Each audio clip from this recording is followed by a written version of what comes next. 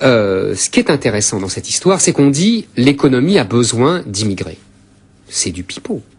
Les patrons ont besoin d'immigrés pour payer moins cher leurs employés dans la restauration et dans le bâtiment et pour faire peser une pression sur les salaires des locaux français ou étrangers réguliers. Il y a aujourd'hui 500 000 emplois. D'ailleurs, le patronat organise une concurrence, quoi.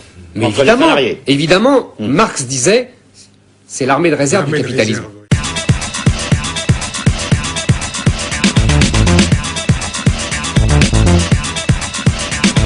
Oui, parce que quand même, quand vous voyez un ouvrier comme moi, par exemple, qui va faire, disons, 5,80 de l'heure, embaucher un arabe à 5,20, il accepte pour quelle raison?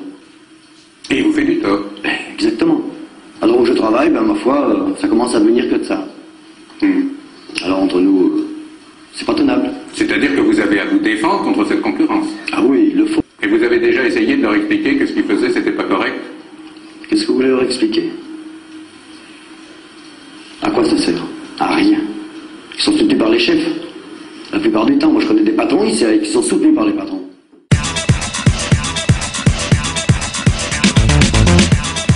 Moi, je trouve que Sarkozy a une part de génie. Il a déjà... C'est un tombeur de masques. Mais les siens aussi tombent. Je vais vous dire pourquoi. Avec l'ouverture, il a déjà révélé ce qu'on savait déjà, crûment, qu'il n'y avait pas une feuille de papier à cigarette entre la droite et la gauche, entre les libéraux sociaux et les sociaux libéraux.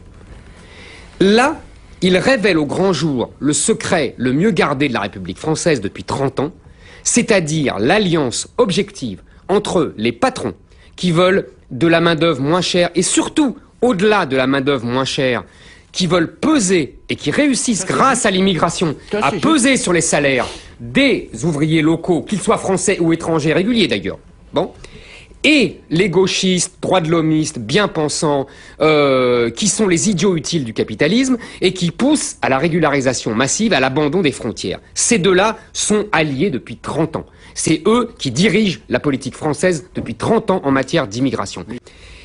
Et qu'est-ce qui se passe? En même temps, il fait une loi pour dire je suis contre l'immigration zéro, et il permet la régularisation. Donc il donne des gages au patron. Oui. Et qu'est-ce qui se passe? Évidemment, tout le monde s'engouffre là-dedans et il se retrouve complètement dos au mur avec Hortefeux qui est là à dire non, pas de régulation massive, pas de régulation massive, mais il est obligé de lâcher des lestes parce que quand Sarkozy dit c'est la loi, mais dans sa loi, il a donné des verges pour se faire battre. Et à l'arrivée, on aura une régularisation qui dit être au cas par cas, mais qui touche entre 200 et 500 000 personnes. Et que cette régularisation aboutit à faire, il faut bien en être conscient, à faire baisser les salaires que par ailleurs on prétend vouloir faire augmenter. Mais de toute façon, c'est ça, c'est la folie. C'est ça, mais l'autre contradiction de Sarkozy, c'est qu'il va en Angleterre et il nous donne le modèle économique anglais en modèle. Très bien. Mais qu'est-ce que c'est le modèle économique anglais si ce n'est justement faire venir des centaines de milliers d'immigrés pour faire baisser les salaires, pour exploser la classe ouvrière anglaise et pour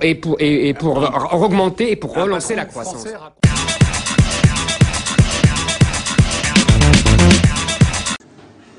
La vraie identité du Parti socialiste et des socialistes européens, parce que pour faire l'Europe, il faut quand même le faire avec d'autres, c'est d'organiser un continent capable d'assurer l'échange, parce qu'on n'est pas là simplement pour empêcher les plus pauvres que nous de faire venir leurs produits, parce que si c'est ça le protectionnisme, pas pour nous. Parce que qu'est-ce que ce serait comme conception, finalement, de la solidarité à l'égard du Sud, si par rapport à des produits fabriqués par le Sud... Ça, c'est la rhétorique de gauche pour ne rien faire. Je pense que c'est quand même très important de défendre le sous-prolétariat indien, c'est vrai. Mais ça n'est pas ce qu'attend votre électorat. Ah je suis désolé, mais je crois qu'on a aussi une mission internationaliste. On n'est pas là simplement pour être des protecteurs de nos propres citoyens. Enfin, pour répondre aux besoins de main-d'œuvre qui sont grands, eh bien, le rapport Attali veut 50 000 immigrés en plus tous les ans. Il faut faire cette éducation du pays pour qu'il apprenne que désormais son avenir, c'est le métissage.